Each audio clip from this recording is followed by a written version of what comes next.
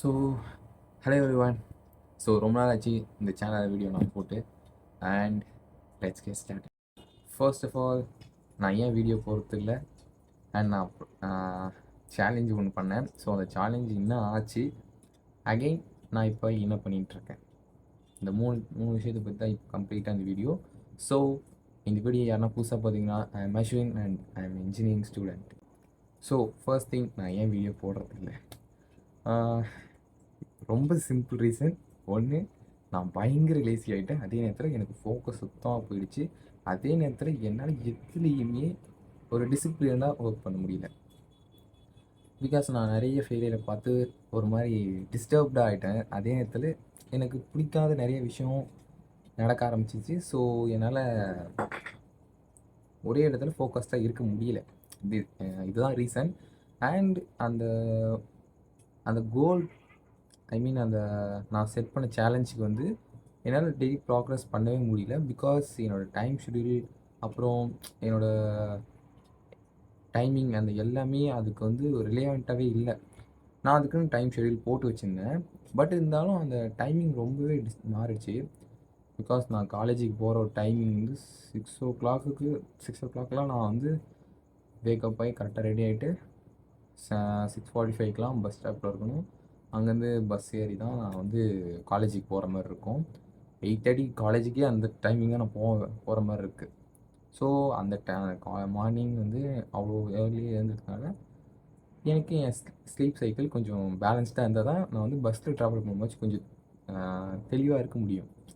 இல்லைனா நான் வந்து கொஞ்சம் ஒரு மாதிரி ஆகிட்டா கூட பஸ்ஸில் பார்ப்பாங்களான்னு தெரில. பட் இன்கேஸ் என்னை வந்து ஒரு அளவாச்சு கரெக்டாக இருந்தால் தான், தெளிவாக இருந்தால் தான் நான் இறங்க முடியும் பஸ்ஸை விட்டு. இல்லைனா நான் அடுத்த ஸ்டாப்பில் போய் இறங்கிட்டேன்னா முடிஞ்சு. என் காலேஜுக்கும் அடுத்த ஸ்டாப்புக்கும் எங்கேயோ இருக்குது. அப்புறம் நான் எதுவும் பண்ண முடியாது. ஸோ என்னோடய ஸ்லீப் சைக்கிளுக்காக நான் ஃபஸ்ட்டு அதை மாற்றணும்னு நினச்சி விட்டேன். செகண்ட், அது என்னோடய மறுபடியும் பேக் டு ஹோம். நான் வந்து மேபி கன்ஃபார்ம் யாராக இருந்தாலும் காலேஜ் விட்டு வெளில வந்தோடனே அப்படியே ஸ்ட்ரெயிட்டாக வீட்டுக்கு வர மாதிரி எந்த பசங்களும் கிடையாது. நாங்கள் எல்லோரும் தான் போயிட்டு டீ குடிச்சிட்டு பொறுமையாக அடிச்சுட்டு பொறுமையாக தான் வருவோம். ஸோ 5:30 பஸ் ஏறினா கூட, 5 o'clock பஸ் ஏறினா கூட இங்கே வரத்துக்கு இப்படி இருந்தாலும் ஒரு 6:30 அப்படி ஆகிடுது. வந்தோடனே ஆஸ் யூஸ்வல் கண்டென்ட் போஸ்ட் பண்ணணும். அதே நேரத்தில் ஒர்க்லாம் பெண்டிங் இருக்கும், அதை கம்ப்ளீட் பண்ணணும். அப்புறம் லேர்ன் பண்ணணும். அதுக்கடுத்து அதுக்கான ஒரு ப்ராக்ரஸில் கரெக்டாக ஒரு எல்லாத்தையும் ஸ்ட்ரக்சரில் கொண்டு வரணும். அப்படிங்கும்போது நான் எல்லா ஒர்க்கையும் 9 or 10 கம்ப்ளீட் பண்ணி முடிச்சுட்டு மறுபடியும் ஸ்லீப் போகணும். என்னால் கண்டிப்பாக ஒரு சார் ஸ்ட்ரக்சருக்குள்ளே என்னோடய இது கொண்டே வர முடியல. ஃபஸ்ட்டு 1 வீக் ஆர் ஒரு 10 days வந்து யூஷுவல். மேபி அது வந்து அது வந்து ஸ்டார்டிங் பீரியட்னால கரெக்டாக போச்சா என்னென்னு தெரியல. பட் ரொம்பவே அந்த 10 days வந்து கரெக்டாக போச்சு. அதுக்கு அடுத்த டேஸ் வந்து என்னால் கன்டினியூஸாக இருக்கவே முடியல. ஓகே, தென் நம்ம என்ன பண்ணலாம் அப்படின்னு யோசிக்கும் போது தான், ஓகே மறுபடியும் நம்ம ஸ்டார்ட் பண்ணணும்னு சொல்லிட்டு ஒரு 2 days ஒரு 3 days மாற்றி வீடியோ வரும். அதனால தான் அப்போ அந்த மாதிரி ஆச்சு. ஓகே நம்ம பண்ணணும்னு சொல்லிட்டு மறுபடியும் ஒரு சின்ன ஒரு சடன் மோட்டிவேஷன் வந்து பண்ண ஆரம்பித்தேன். மறுபடியும் அது குவிட் பண்ணேன். மறுபடியும் ஸ்டார்ட் பண்ணுறேன். அதே தான், இந்த சடன் மோட்டிவேஷன் வந்தாலே கொஞ்சம் கொஞ்சம் அப்படி தான் டிஸ்டர்ப் ஆகிட்டு வந்து பண்ணுற மாதிரி இருக்குது. ஸோ ஓகே, நம்ம டிசிப்ளினாக இருக்கணும். எதுக்கு மோட்டிவேஷனுக்காக நம்ம இது பண்ணணும்? செல்ஃப் மோட்டிவேஷன் இல்லை.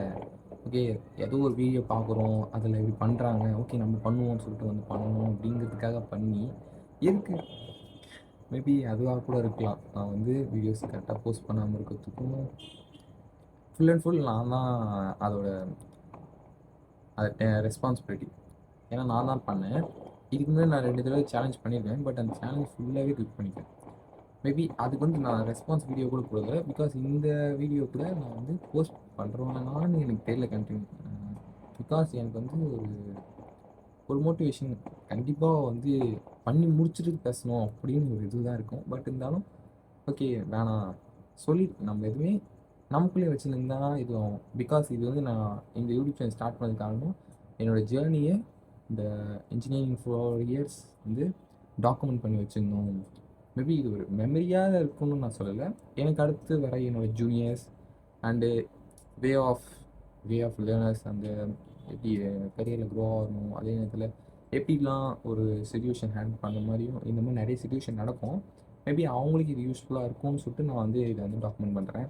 ஓகே, செகண்ட் திங், சேலஞ்ச் என்ன ஆச்சு, அதே இடத்துல இப்போ என்ன பண்ணிகிட்ருக்கேன், இந்த 2 விஷயம்.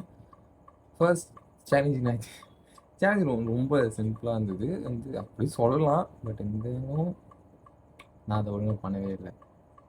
ஃபிசிக் கரெக்டாக மெயின்டைன் பண்ணணும், ஒரு சிஸ்டமேட்டிக் லேர்னிங் இருக்கணும்.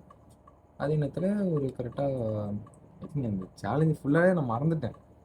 ஒரு த்ரீ மந்த்ஸ் அந்த சேலஞ்சு ஒன்று நான் பண்ணேங்கிறது டோட்டலாக மறந்துட்டு ஜாலியாக எங்கள் ஐ திங்க் நான் என் காலேஜ் என்ஜாய் பண்ண ஆரம்பிச்சிட்டேன். சுத்தமாக கிளாஸ் சைடுக்கு அவ்வளோ போக மாட்டேன். மேபி போனால் கூட கட் பண்ணுவேன், இல்லை தூங்கிடுவேன் போயிட்டு. டீசன்ஸ் இதுதான். என்னமோ சொல்லலாமா எனக்கு தெரியல ஃபஸ்ட்டு. பட் இருந்தாலும் நான் போயிட்டு அதான் பண்ணுவேன் மேக்ஸிமம். பட் பண்ணும்போதும் என்னோடய கிரேடுக்கு எந்த பிரச்சனையும் வராது. எப்பயுமே நான் வந்து படிச்சிருவேன், படித்து எக்ஸாம் எழுதிடுவேங்க. பண்ணதுனாலே என்னோடய ஸ்கோர் பாதிப்பே ஆகாது. எப்பயுமே நான் வந்து ஒரு நல்ல ஸ்கோர்லேயே மெயின்டைன் பண்ணி வந்துட்டேன். அகைன் நான் வந்து அந்த சேலஞ்சை மறந்துட்டு ஒரு ரீசெண்டாக ஐ திங்க் ஒரு 5 டேஸ் பேக் நினைக்கிறேன், ஒரு ரேண்டமான ஒரு கால் வந்து என்னோடய கசின் கிட்டேருந்து வந்துச்சு. அப்போது நான் வந்து எனக்கு வந்து சம் அட்வைஸ், எப்படியா இருந்தாலும் அவர் வந்து இப்போது ஒர்க் பண்ணியிருக்காரு. ஸோ அவர் வந்து மேபி அட்வைஸ் பண்ணுறதுக்காங்க எப்பயுமே நடக்கிறது தான். அந்த அட்வைஸ் எப்பயுமே நான் இந்த சேனல் ஸ்டார்ட் பண்ணும்போது போட்ட ஒரு 2-3 வீடியோவில் ரெலவெண்ட்டாக இருக்கும். கம்யூனிகேஷன் இம்ப்ரூவ் பண்ணிக்கோ, ட்ரை பண்ணது எவ்வளோ ட்ரை பண்ணணும் போய் ட்ரை பண்ணு, அப்புறம் என்ஜாய் பண்ணு, இந்த மாதிரி ரேண்டமாக வந்துச்சு. ஓகே, இந்த மாதிரி வரும்போது எனக்கு ஒன்று டக்குன்னு ஸ்ட்ரைக் ஆச்சு. ஓகே, நம்ம சேலஞ்ச் ஒன்று பண்ணுமே, அதுக்கு என்ன ஆச்சு, நம்ம ஒரு ப்ராக்ரஸ் இல்லையே 3 மந்த்ஸ் கேப் விட்டோமே, இப்போ என்ன பண்ணுறதுன்னு சொல்லிட்டு யோசிக்கும் போது ஓகே நம்ம ஒரு வீடியோ பண்ணலாம்.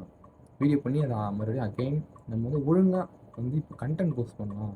சேலஞ்சுங்கிறத தாண்டியும் நம்ம ஒழுங்காக கண்டென்ட் போஸ்ட் பண்ணலாம்.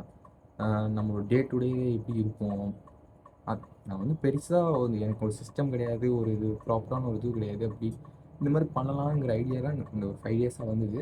Okay, then we can say நம்ம வந்து சொல்லிடலாம். எப்பயுமே ஒரு விஷயத்த பண்ணும்போதும் அதோட எப்படி இருந்தாலும் அதில் நடக்க போகிற எதுக்காக இருந்தாலும் நம்ம தான் ரெஸ்பான்சிபிலிட்டி. நான் அதை பண்ணி ஃபெயில் தான் இருக்கேன். அதை எப்படி கரெக்டாக பண்ணியிருந்தேன் மேபி அது வந்து ஒரு சக்ஸஸ்ஃபுல் பிஸ்னஸாக கூட அது மாறி இருக்கும். பட் அது நான் பண்ணாமல் விட்டு என்னோடய mental peace and N physique அப்புறம் என்னோடய லேர்னிங் எதுலேயும் நான் ஒரு ஃபோக்கஸ்டாக இல்லாதப்போ, ஸோ நான் வந்து இது ஃபுல் அண்ட் ஃபுல் என்னோடய ரெஸ்பான்சிபிலிட்டிங்கும்போது நான் ஐ டேக் அவே. ஓகே, தென் இப்போ நம்ம என்ன பண்ணலாம் அப்படின்னு சொல்லும்போது தான் இந்த சேனலில் கரெக்டாக வீடியோஸ் போடுவோம், ஏன் நம்ம விடுறோம் அப்படின்னு தோணி இப்போ கரெக்டாக போடலாம் அப்படிங்கும்போது தான் சரி தென் ஐ ஸ்டார்ட் இந்த வீடியோ ஸ்டார்ட் பண்ணுறேன். இந்த வீடியோ ஸ்டார்ட் பண்ணி ஒரு 4-5 டேஸ்க்கு அடுத்த வீடியோ வரும் நான் நம்புகிறேன் அப்படின்னு சொல்லுவேன். கண்டிப்பாக அது வரும். அந்த வீடியோ எப்படிப்பட்ட வீடியோவாக இருக்குன்னா, நான் வந்து ஒரு சிஸ்டமேட்டிக் பில்ட் பண்ணியிருந்து எப்படி பண்ணியிருந்தால் எப்படி இருக்கும் அப்படிங்கிறத பற்றி தான் வீடியோ. மேபி அப்படி இருந்தால் இல்லைனா எப்படி இருக்கும் அப்படிங்கிறது தான். அதை பற்றி தான் அந்த வீடியோ நெக்ஸ்ட் அப்படி தான் வரும். மேபி 5 டேஸில் கன்ஃபார்ம் வந்துடும். அப்படி டிலே ஆச்சுன்னா பார்த்துக்காதீங்க. மேபி அது அதுக்கடுத்து ஒரு 2 டேஸில் வந்துடும். ஸோ ஓகே, சேலஞ்ச் முடிஞ்சு தென் வி கேன் கோ. இப்போ நான் என்ன பண்ணிகிட்ருக்கேன், பெருசாக சொல்கிறதுக்கு எதுவுமே இல்லை. ஐ திங்க் இப்போ ஒரு ரீசெண்டாக ஒரு புக் வாங்கணும்னு நினைக்கிறேன். அது படிக்கணும்னு நினச்சி சும்மா ஷோகேஸ்க்காக வச்சுருக்கேன். அண்ட் தென் டேரெக்ஷன் பற்றி இப்போ ரீசெண்டாக ஒரு 1 வீக்காக லேர்ன் பண்ணிகிட்ருக்கேன். அப்புறம் கண்டென்ட் கிரியேஷன் எப்படி பண்ணணுங்கிறத பற்றியும் பார்த்துட்டு தான் இருக்கிறேன். பெருசாக அப்டேட்லாம் எதுவும் கிடையாது. இப்போ நான் என்ன பண்ணிகிட்ருக்கேன், just eat, sleep, again reels, sleep, eat, usual இந்த மாதிரி தான் போயிட்டு இருக்கு. மேபி அது வந்து கொஞ்ச நாளுக்கு அப்புறம் மாற்றுவேன்னு நினைக்கிறேன். பிகாஸ் என்ன செமஸ்டர் வருது. செமஸ்டர் முடிஞ்சதுக்கப்புறம் ஒரு 1.5 மந்த்து லீவுங்கும்போது I should work on myself and learn, do something better. இந்த மாதிரி தான் போகுது. அதே நேரத்தில் இவ்வளோ நாள் நான் பண்ணிட்டு வந்தது பெருசாக சொல்கிற அளவுக்கு ரொம்ப கம்மியான விஷயந்தான். ஒன்று வந்து லேர்னிங் டேரெக்ஷன் பற்றி லேர்ன் பண்ணின்னு இருக்கேன். அதே நேரத்தில் கண்டென்ட் கிரியேஷன் எப்படி பண்ணணும், அதே நேரத்தில் அப்புறம் அகாடமிக் வாய்ஸ் இப்போ நான் அவ்வளோ நல்லா மார்க்ஸ் ஸ்கோர் பண்ண மாட்டேன். ஓகே, இப்போ அதை பில்ட் பண்ணி எப்படி பண்ணின்னு யோசிச்சு தான் இருக்கிறேன். அனதன் மேபி அவ்வளோதான். அதுதான் நான் பண்ணிகிட்ருக்கேன் இவ்வளோ நாளாக. இவ்வளோ நாள் பண்ணிகிட்ருக்கதும் அதே தான், பண்ணதும் அவ்வளோதான். வேறு எதுவுமே நான் பண்ண மாட்டேன். இந்த வருஷத்துக்கான கோல்ஸை செட் பண்ணி மட்டும் வச்சு அதை ஒரு பேப்பரில் எழுதி மேபி அதான் சொல்லுவாங்க, இந்த கோல்ஸை நீங்கள் வந்து மைண்டில் வச்சுருக்கூடாது, எழுதுனா தான் அதை வந்து ப்ராக்ரஸ் ஆச்சு பண்ணுவீங்க அப்படின்னு. மேபி நான் அதை எழுதி அதை ஒட்டியே வச்சுருக்கேன். அதை வந்து பார்க்கும்போது எனக்கு வந்து ஒரு க்யூரியஸ் வரும். அதே ஏதோ ஒரு ஓகே நம்ம பண்ணணுங்கிற ஒரு சடன் மோட்டிவேஷன் வரும். ஓகே பண்ணலான்னு சொல்லிட்டு நம்ம அன்றைக்கி வந்து நான் கரெக்டாக வீடியோ போட்டுருவேன். இதுதான் நடக்கும் யூஷுவலாக. ஸோ ஓகே, யூஷுவலாக இது நடக்கிறதுனாலயே எனக்கு வந்து ஒரு மாதிரி கொஞ்ச நாளுக்கு அப்புறம் ஒரு இதுவாகிடுச்சு. என்னென்னா செல்ஃப் டவுட் ஆரம்பிச்சு. ஓகே நம்ம இதை பார்த்தா மட்டும் தான் பண்ணுவோமா, நம்மளே பண்ண மாட்டோமா அப்படின்னு. ஓகே நம்ம வந்து யாரை பார்த்து இதுக்குள்ளே வந்தோம் அப்படின்னு சொல்லும்போது எனக்கு ஒரு 3 பேர் வந்து 3 யூடியூபர் ரொம்ப ரொம்ப ஃபேவரட்டான யூடியூபர்ஸ். அவங்க யூடியூப் கன்ஃபார்ம் போய் பார்த்துருவேன். ஒன்று வந்து ராகுல் ப்ரோ, அடுத்து எம்ஜி ப்ரோ, அப்புறம் ரெசிபீடியா. இந்த 3 பேரை வந்து நான் பார்த்து தான் கண்டென்ட் கிரியேட் கூட வரணும்னு முடிவு பண்ணேன். ஏன்னா அவங்க வந்து எனக்கு வந்து ரொம்ப பிடிச்ச யூடியூபர்ஸ். ஒருத்தர் வந்து ஃபினான்ஸ் அதை பற்றி நல்லா பேசுவார். இன்னொருத்தர் வந்து மிஸ்டீரியஸ். அப்புறம் நமக்கு வராத கொஷின்லாம் அவருக்கு வரும். ரெசிபீடியா அவர் எப்படி ஒரு நிமிஷம் இப்படிலாம் திங்க் பண்ணலாமா, இப்படிலாம் இப்படி இருக்க முடியுமா அப்படின்னு அவுட் ஆஃப் த பாக்ஸ் அவர் தான் திங்க் பண்ணுவார். ஸோ அவரை பற்றி நிறைய விஷயம் தெரிஞ்சிருக்கேன். அதுக்கப்புறம் எம்ஜி ப்ரோ டெய்லி அவர் வந்து ஒரு நடமான லைப்ரரி மாதிரி எனக்கு தோணும். பிகாஸ் அவர் வந்து டே டு டே நடக்கிற எல்லாத்தையும் கரெக்டாக ஒரு வீடியோ ஃபார்மேட்டில் வந்து கரெக்டாக வந்து நம்மகிட்ட சேர்ப்பார். ஓகே அதுவும் நமக்கு வந்து எனக்கு ரொம்ப யூஸ்ஃபுல்லாக இருந்தது. ஸோ அவங்கள மாதிரி இல்லாட்டாலும் எனக்கு என்ன தெரியும், இப்போ மேபி நான் என்னோடய பர்சனல் பிராண்டிங் அப்படிங்கிறதுக்கு மட்டுமே இந்த யூடியூப் சேனல் க்ரியேட் பண்ணி வந்தேன். I started and I progress இல்லை. இப்போ இதுக்கப்புறம் ப்ராக்ரஸ் இருப்பேன். I should never promise to anyone. நான் வந்து கரெக்டாக இருப்பேங்கிறதுக்கு நான் சொல்லக்கூடாது. நான் கரெக்டாக இருக்கணும். இருக்கிறதுனால தான் அது வந்து வேர்ட்ஸ்னால சொல்லிடலாம். பட் ஆக்ஷன் தான் மெயின். ஓகே இதுக்கப்புறம் ஆக்ஷனில் இறங்கி பண்ணி காட்டுறேன் அது வந்து. Okay this is all this video and thank you all and subscribe it. We can see the next video.